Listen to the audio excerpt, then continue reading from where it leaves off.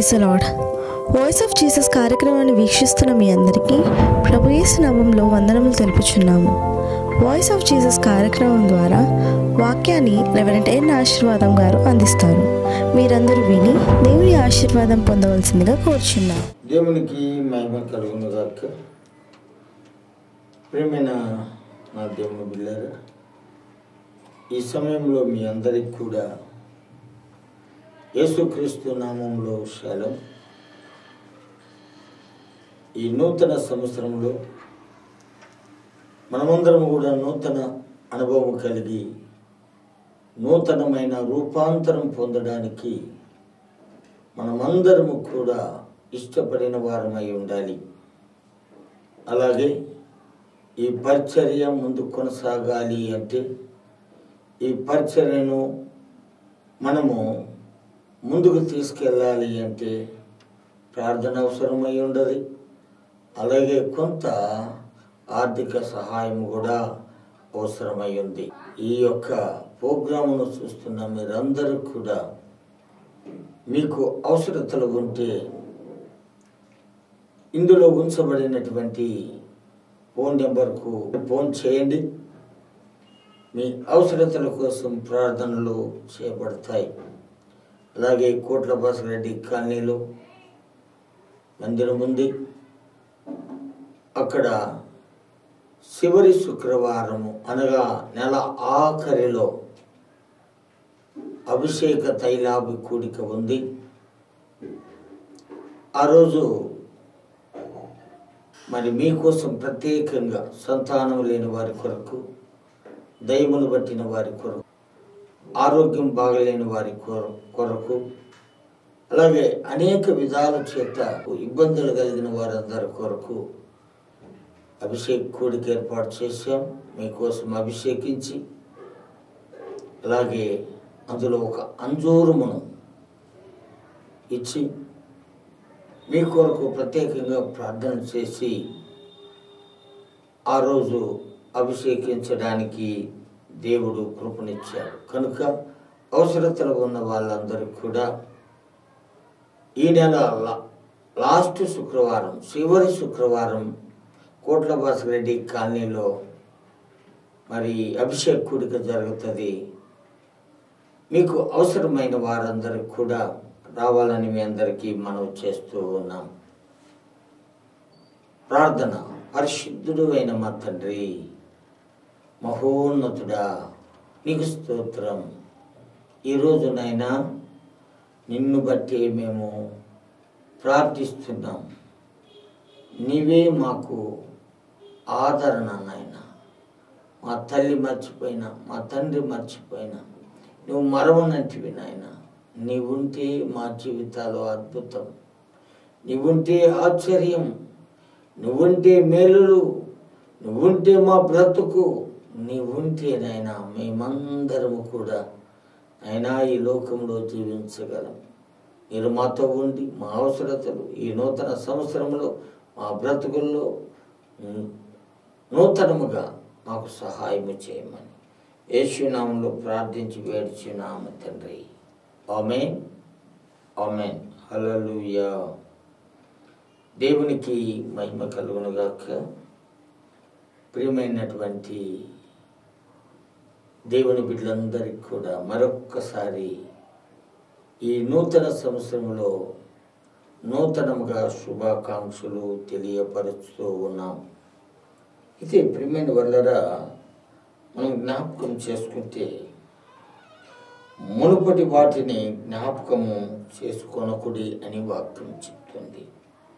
యెషయా గ్రంథం 43వ అధ్యాయం 19వ వచనంలో ఈ విధంగా వ్రాయబడింది.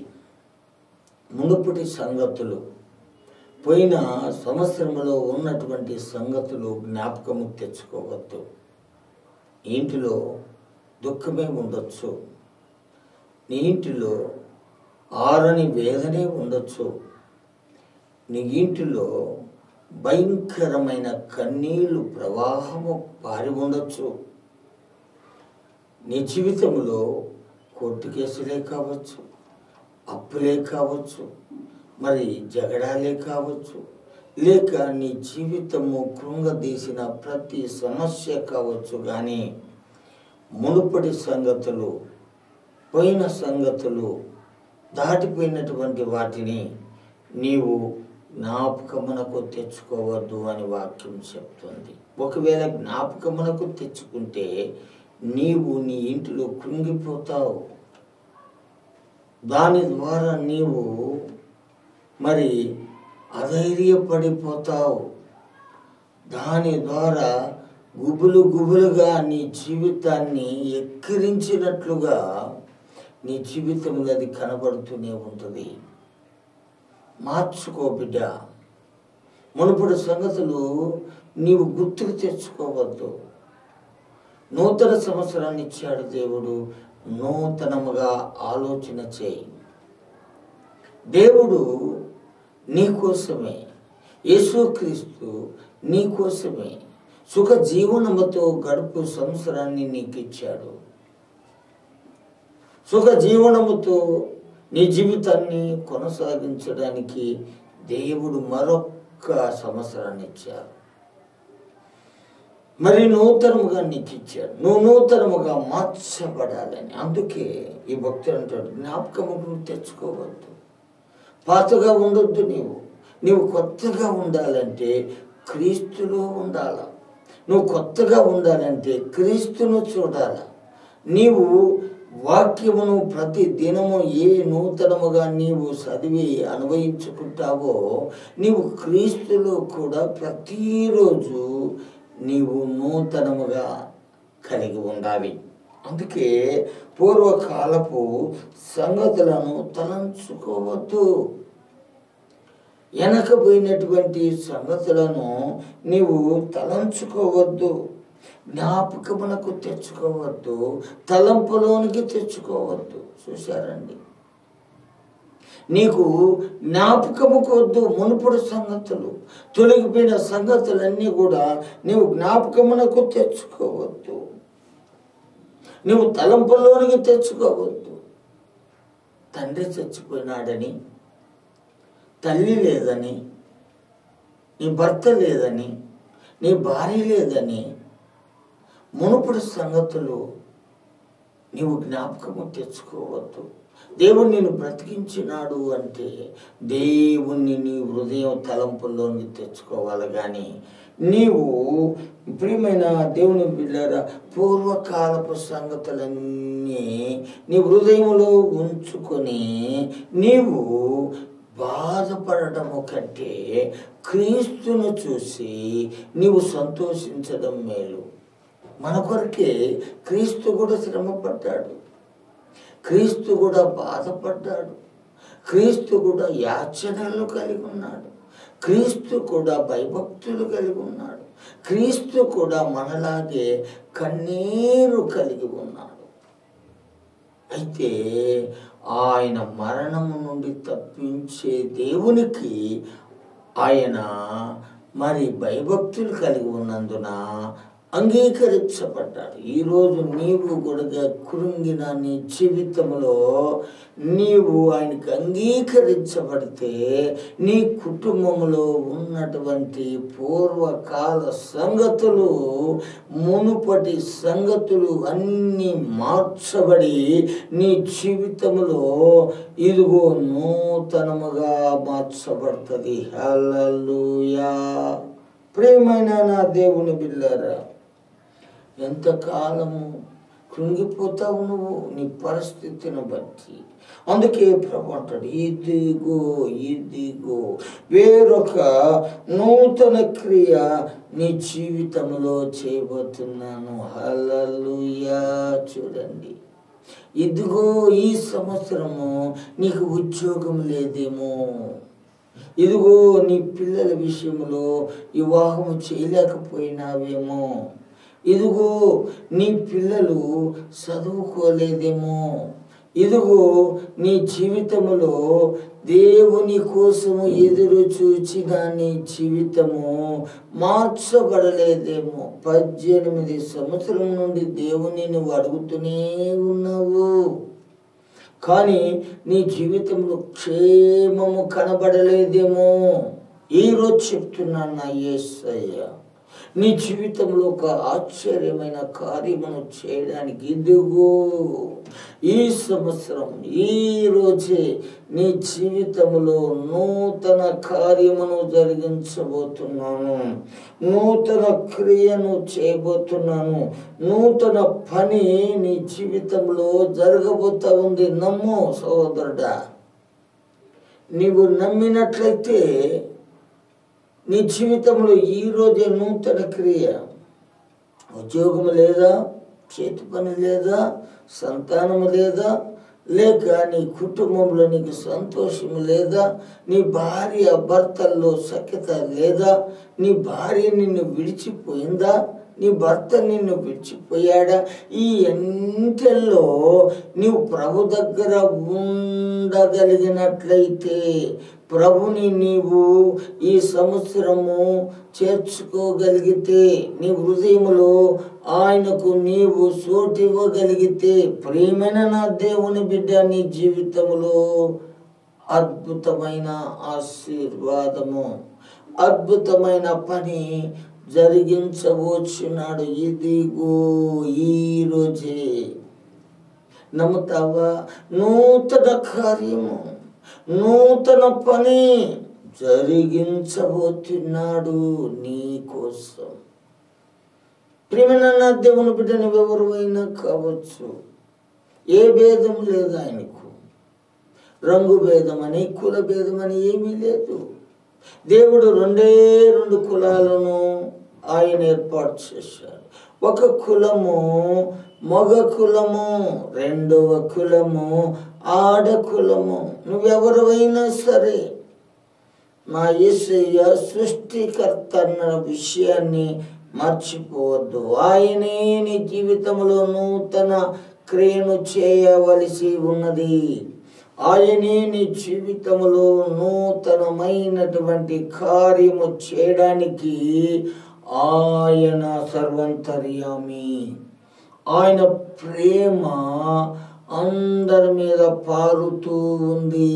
గమనించండి ప్రియమైన నా దేవుని ప్రజలారా, ఆయన సర్వలోకానికి అధిపతి రాజు, సదాకాలమైన రాజు. ఆ దేవుడు మాట్లాడుతున్నాడు. ఇదిగో నీకు నూతన క్రియ లేదా, నూతనమైన ఆశీర్వాదము లేదా, నూతనమైన సంతోషము లేదా నీకు? నేను ఈరోజే ఇదిగో నీ జీవితంలో నూతన క్రియ చేయబోతున్నాను అని ప్రభు మనతో మాట్లాడుతున్నాడు. మాట్లాడే దేవుడు ఆయన. ఆయన చెట్టు రాయి కాదు, మాట్లాడే దేవుడు. ఇప్పుడే అది మొలుచును, మీరు దానిని ఆలోచింపరా. చూసారా? ఇప్పుడే నీ జీవితంలో మొలిసి ఉన్నది. ఇప్పుడే నీకు సంతానము ఇవ్వడానికి ఆ పరలోకపు తండ్రి నిన్ను, నీ భార్యను నిర్ణయించుకున్నాడు, నియమించుకున్నాడు. నీ అప్పులు తీసివేయడానికి నిన్ను, నీ పిల్లల్ని, కుటుంబాన్ని ఈ సంవత్సరం నియమించుకున్నాడు. ఇదిగో నీవు కృంగిపోయిన జీవితంలో ఈ రోజే, నేడే, ఈ సంవత్సరమే నిన్ను ఆశ్చర్యముతో ఆయన పైకి లేపబోతున్నాడు. ఆయన అందరికీ ఉపకారి అయిన దేవుడు, ఉపకారములు చేసే దేవుడు. దేవుడు అంటే శాపాన్ని ఇచ్చేవాడు కాదు. దేవుడు అంటే ప్రేమ చూపించి వారిని బ్రతికించే దేవుడు.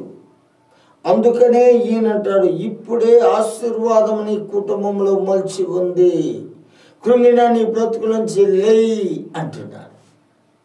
ఇప్పుడే నీ జీవితంలో ఏదైతే నువ్వు లేదని ఆలోచన చేస్తున్నావో, ఏదైతే లేదు అని కన్నీళ్లు కారుస్తున్నావో, ఏదైతే కావాలని నీవు దుఃఖపడుతున్నావో, నీ దుఃఖ దినములు సమాప్తమైనవి. ఇదిగో నూతనముగా నీ జీవితంలో, నీ కుటుంబంలో, నీ హృదయంలో మొలిచి ఉన్నది. ప్రియమైన నా దేవుని బిడ్డ, ప్రభు చెప్తున్నాడు, మొలిచి ఉన్నదని మీరు ఆలోచన చేయరా? ఎంతకాలము దుఃఖపడతారు మీరు? ఎంతకాలము ఆ దుఃఖములోనే ఉంటారు మీరు? ఎంతకాలము మీ జీవితాన్ని అణగార్చుకుంటారు? ఎంతకాలము దేవుడు లేడని ఆలోచనలో ఉంటారు?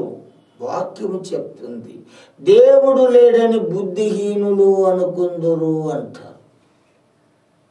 దేవుడు లేడు, మాకు సపోర్ట్ లేదు, మాకు ఆశీర్వాదం లేదు, నేను పెళ్లి చేసుకొని పోతే మా తల్లిదండ్రులు అనాథులైపోతారు, నా చెల్లెలు అనాథలైపోతుంది, నా తమ్ముడు అనాథ అయిపోతుంది, నేనే వారికి దిక్కు అని నువ్వు అనుకుంటున్నావు. మంచిదే, నీవనుకోవడమే అది. ఆకాశ పక్షులను చూడండి, అవి ఎత్తవు, కోయవు, వాటికంటే మీరు శ్రేష్ఠులు కారా అని ప్రభు అంటాడు. అడవుల్లో ఉన్నటువంటి జీవరాశులు, సముద్రంలో నివాసం చేస్తున్న ప్రతి జీవి కూడా దేవుని వైపు చూడడానికి, దేవుడు చేస్తున్నటువంటి నూతన కార్యమును చూడడానికి అవి ఆలోచన చేస్తాయి. అందుకే ప్రభువు మాత్రమే అంటున్నాడు, ఇది మీ దగ్గర మొలిచి ఉన్నది, మీరు ఆలోచన చేయరా? ఈరోజు మానవునికి ఆలోచన లేదండి. ఈరోజు మానవుడు ఆ విధంగా జీవించడానికి ఇష్టపడ్డండి. తన బలం మీద ఆధారపడతాడు, తన ఉద్దేశాల మీద ఆధారపడతాడు, నేనే అంటాడు, నేను అంటాడు. అందుకే మానవుడు ఫెయిలైపోతాడు. దేవుడు చేసే కార్యములన్నీ కూడా ఆకాశం పైనుంచి వస్తాయి. నువ్వు భూమి మీద చేసేవన్నీ కూడా అవి అణగారిపోతాయి. అందుకని వాక్యం చెప్తుంది, నేను అరణ్యములో త్రోవ కలుగు చేయవాడును, అడవులలో దారిని ఏర్పాటు చేయగలిగిన వాడును. నీవు నడవలేని సమస్యనే అడవుల్లో ఆయన దారి కల్పించేవాడు. మోషే తన ప్రజలను నడిపిస్తూ ఉన్నప్పుడు ముందు చూస్తే ఎర్ర సముద్రము, వెనక చూస్తే ఫరో సైన్యము. ఎక్కడ దిక్కుదోసని జీవితము. మోసే ప్రభు కుమారు పెట్టాడు, ప్రభా ఏంటి పరిస్థితి? ముందు చూస్తే ఎలా ఉంది, వెనక చూస్తే ఎలా ఉంది, మా పరిస్థితి ఏమి అంటే, నీకు నేను ఒప్పగించినాను, నూతన కార్యము చేయడానికి నీ చేతిలో కర్ర ఉంచాను, నీ ఇంటిలో దేవుని వాక్యమును ఉంచాడు. ప్రియమైన నా దేవుని బిడ్డ, నీ ఇంటిలో నీ చేతిలో దేవుని వాక్యమును ఉంచాడు. మోసే చేతిలో కర్రను ఉంచాడు. మోసే, ఇదో నేను అడవిలో దారిని మార్గముగా చేసేవాడు, నీ చేతిలో ఉన్న కర్రను సముద్రం మీద కొట్టు, సముద్రంలో కూడా నేను మార్గమును ఏర్పాటు చేస్తానన్నాడు. అంతకంటే పెద్ద శ్రమలు ఏమన్నా నీకు ఉంటాయా? భయంకరమైన శ్రమ. ఎప్పుడైతే మోసే ఆ యొక్క నీటి మీద కర్రను ఉంచాడో ఆ సముద్రము పాయలు చేయబడింది, ఆ సముద్రములో రోడ్డు వేయబడింది, ఆరిన నేలగా మార్చబడింది, నీళ్ళన్నీ గోడలు కట్టబడ్డాయి. వారందరూ కూడా సురక్షితముగా వెళ్ళడానికి, ప్రయాణము చేయడానికి, కష్టమును తీర్చుకోవడానికి, నూతనముగా మార్చబడడానికి వారు సముద్రములో గుండా నడుచుకుంటూ వెళ్ళిపోయారు. అయితే ఈరోజు నీవు శ్రమల్లోనే ఉన్నావు అంటే నీ చేతిలో ఉన్నటువంటి వాక్యమును ఆ శ్రమల మీద ఉంచడము లేదు.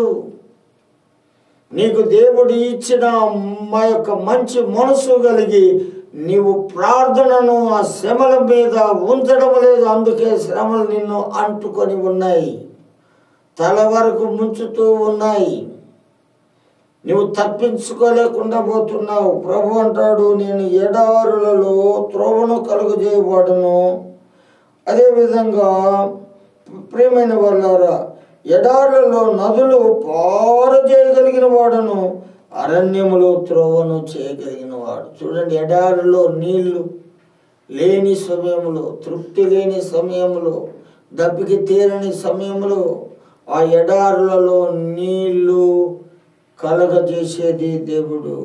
నీకు దిక్కు తోసని ఆ సమయంలో దేవుడే నీ దప్పికను తీర్చేవాడు, దేవుడే నిన్ను ఆదుకునేవాడు, దేవుడే నీ సమస్యను విడిపించేవాడు. నీకెట్టు తోసని స్థితిలో కూడా ఆయన నిన్ను ఆదరించేది యేసు ప్రభు అని మర్చిపోవద్దు మిత్రమా, మర్చిపోవద్దు. దేవుడైతే మానవుని మీద ఇంత ప్రేమ పెట్టుకున్నాడండి. ఈరోజు నీవు నేను ఆ ప్రేమను గమనిస్తున్నామా అని వాక్యము గమనిస్తున్నామా? గమనించడం లేదు. అయితే ఎజ్కేల్ రాస్తాడు ఒక మంచి మాట, 18వ అధ్యాయము 31వ వచనములో ఒక మంచి మాటను మనకు తెలియపరుస్తారు. మీరు జరిగించిన అక్రమ క్రియలన్నిటినీ విడిచి నూతన హృదయమును నూతన బుద్ధియు తెచ్చుకోండి. చూశారండి వాక్యము ఏ విధముగా మనతో మాట్లాడుతుందో ఒక్కసారి ఆలోచన చేయండి. మీరు పోయిన సంవత్సరం అంతా మీరు జరిగించినటువంటి అక్రమము, మీరు జరిగించినటువంటి పని, మీరు జరిగించినటువంటి ఇలాంటి యొక్క ఆ నూతన హృదయము నూతన బుద్ధిని తెచ్చుకోండి. అవి విడిచిపెట్టండి చాలు. నూతన హృదయము కావాలి అంటే నీ అక్రమము విడిచిపెట్టాలి, అక్రమము చేత చేయబడిన పనిని విడిచిపెట్టాలి, నూతన బుద్ధి తెచ్చుకోవాలి, నూతన బుద్ధి నూతన హృదయము తెచ్చుకోవాలి. ఒకవేళ తెచ్చుకోలేకపోతే, ఇశ్రాయేలులారా మీరెందుకు మరణమునందుదురు?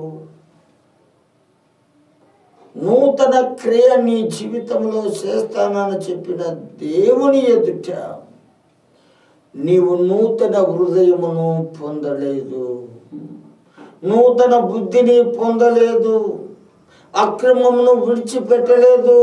నూతన సంవత్సరం వచ్చిన అక్రమమైనటువంటి జీవితం, నూతన బుద్ధి లేని జీవితం, నూతన స్వభావము లేని జీవితం, నూతన మనసు లేని జీవితం, ఎందాక నీ ప్రయాణం. అందుకని ఇశ్రాయేలులారా అంటే ఈరోజు నిన్ను కూడా విశ్వాసులారా, ఓ అన్నలు తమ్ముళ్ళు, నీవెందుకు ఈ సంవత్సరం మరణమునందుదువు? నీవు నూతన క్రియ నీ ఇంటిలో మలిచి ఉన్నది, నూతనముగా మార్చబడని వాక్యము చెప్తా ఉంది. ప్రేమైన నా దేవుని ప్రజలారా, ఇక్కడ వ్రాయబడిన మాట మనం ఇంకొక మాటను చూస్తే ఏమని వ్రాయబడింది అంటే, ప్రియమైన వాళ్ళారా, ఇది యెహోవా వాక్కు. మరణము నందువాడు మరణము నొందుటను బట్టి నేను సంతోషించువాడను కాను, కావున మీరు మనసు తిప్పుకొనుడి, అప్పుడు మీరు బ్రతుకుదురు. ఇది యెహోవా వాక్కు అని వ్రాయబడింది. ప్రియమైన వాళ్ళారా, దేవునికి నువ్వు మరణించుట ఆయనకి ఇష్టం లేదు. నువ్వు మార్పు చెంది నూతన సృష్టిగా ఉండడం ఆయనకి ఇష్టం, నూతన బుద్ధి కలిగి ఉండడం ఆయనకి ఇష్టం. అందుకనే ప్రియమైన వాళ్ళారా, మరణము నందువాడు మరణము నొందుట బట్టి నాకు సంతోషము లేదు. ఆయనకు సంతోషం లేదు నువ్వు మారుకుండుట చూచి.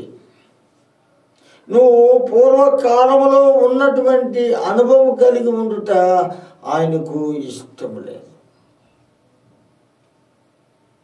నువ్వు నూతన క్రియ చేయబడి ఉన్నావు. నూతన సంవత్సరం నీకు ఇవ్వబడింది.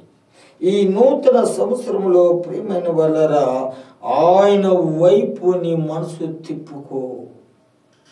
తిప్పుకుంటున్నావా? నీ మనసు ఎక్కడ ఉంది? ఏ దాని మీద ఉంది? మార్చుకో నీ మనసు. చెల్లి, మార్చుకో. నువ్వు వినడం లేదు, వాక్యాన్ని వినడం లేదు, వాక్యాన్ని నిర్లక్ష్యం చేస్తున్నావు. దేవుడు నీకు మంచి భర్తనిచ్చాడు, మంచి భార్యనిచ్చాడు. దేవుని వాక్యాన్ని నిర్లక్ష్యము చేయవద్దు. ఇప్పుడైనా తిప్పుకో, నువ్వు బ్రతుకుతావు. ఇది యేసుక్రీస్తు మాట. ప్రభువు అన్నాడు, ఈ నా మాటలు విని ఆ ప్రకారము చేయు ప్రతివాడు బండ మీద ఇల్లు కట్టుకుని నా బుద్ధిమంతుడుగా ఉన్నావంటే రూపాంతరము చెందినావు. నువ్వు రూపాంతరములో ఉన్నావు. రూపాంతరము కలిగి నువ్వు ఉన్నట్లయితే నీకు నూతన స్వభావము వస్తుంది. ప్రాచీన స్వభావము నీలో నుండి వెళ్ళిపోతుంది. ఏ విధమైనటువంటి స్థితి నీది? ఏ విధమైనటువంటి స్థితిలో నీవు ఉంటున్నావు? ప్రియమైన నా దేవుని బిడ్డ, నేను ఒక్క మంచి మాట చెప్తాను. రోమీయులకు రాసిన పత్రికలో ఒక మంచి మాట 12వ అధ్యాయము 2వ వచనములో, మీరు ఈ రోజు నుండి లోక మర్యాదను అనుసరింపక. నీకు 2024 ఇచ్చాడు. నీవు ఈ రోజు నుండి, ప్రియమైన నా దేవుని బిడ్డ వాక్యం చెప్తుంది, ఈ లోకపు మర్యాదను అనుసరింపక. ఈ లోకపు మర్యాద నిన్ను ప్రభుతో చేర్చదు. ఈ లోకపు డబ్బు నిన్ను ప్రభుకు దగ్గర చేయదు. ఈ లోకపు ఆస్తి, అంతస్తు, ఈ లోకపు ఉద్యోగము, ఈ లోకపు ఘనతలు, ఈ లోకపు రాజరికము ఏది కూడా ప్రభుకి ఇష్టము కాదు. నీవు ఈ లోకపు మర్యాదను విడిచి ఏం చేయాలంటే ఉత్తమమును అంటాడు. అంటే మంచి దానిని. రెండవది అనుకూలమును. ఉత్తమైన దానికి నీవు అనుకూలముగాను పరిపూర్ణమునై ఉన్న దేవుని చిత్తమేదో పరీక్షించి తెలుసుకున్నట్లు. ఉత్తమేదో, అనుకూలమేదో, పరిపూర్ణమునై ఉన్న దేవుని చిత్తమేదో పరీక్షించి తెలుసుకున్నట్లు. పరీక్షించాలి. లోకములో ఉన్నావు. ఒక కాయగూరల బండి వస్తేనే నువ్వు ఎంతగానో పరీక్షిస్తావు, ఎంతగానో దాన్ని ఆలోచన చేస్తావు, కింద మీద చూస్తావు. అయితే నీ జీవితంలో మంచేదో చెడేదో నీవే పరిశీలన చేసి దేవుని చిత్తం ఏంటి, ఇది దేవుని చిత్తానికి సరిపోతుందా లేదా అని నీవు దాన్ని పరీక్ష చేయాలి. అట మీ మనసు మారి నూతన మొగుట వలన రూపాంతరము పొందుడి. అప్పుడు పరీక్షించి మన మనసును మార్చుకొని రూపాంతరము పొందాలి. ఏది ఉత్తమమో దాని పక్కన నిలవాలి. ఏది సంపూర్ణమై ఉన్నదో దానిని మనము హత్తుకోవాలి. అప్పుడు మనము ప్రియమైన వాళ్ళరా దేవుని నూతనమైన క్రియను మనము చూస్తాము. దేవుడు మనకు ఇచ్చిన నూతనమైన ఆశీర్వాదమును పొందుకొని ఈ సంవత్సరం మనము, మన కుటుంబము, మన పిల్లలు మన చేతి పనితో సంతోషిస్తాము అని వాక్యం చెప్తుంది. సంతోషముందా నీకు?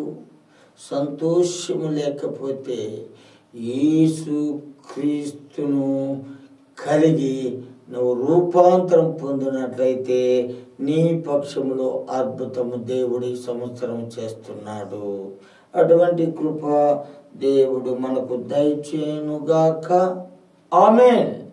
పరిశుద్ధుడు అయిన మా తండ్రి, యేసయ్య నీకు వందనాలు. మేమందరము కూడా నాయన రూపాంతరం పొందడానికి నూతన హృదయమును, నూతన బుద్ధి కలిగి మేము ఉండడానికి సహాయం చేయండి. ఎవరికైనా అనారోగ్యం ఉన్నట్లయితే, ఎవరికైనా వారి జీవితంలో క్యాన్సర్ ఉన్నట్లయితే, ఎవరికైనా వారి కడుపులో అపెండిక్స్ ఉన్నట్లయితే, ఎవరికైనా వారి జీవితంలో వారి కుటుంబంలో దురాత్మ క్రియ ఉన్నట్లయితే రైట్ నువ్వు ఇప్పుడే పరలోకపు పరిశుద్ధాత్మ శక్తి వారి మీద కుమ్మరించబడునుగాక. వారు క్రీస్తులో రూపాంతరం పొందడానికి సహాయం చేయమని యేసు నామములో ప్రార్థించి వేడుచున్నాము తండ్రి. ఆమేన్. ఆమేన్.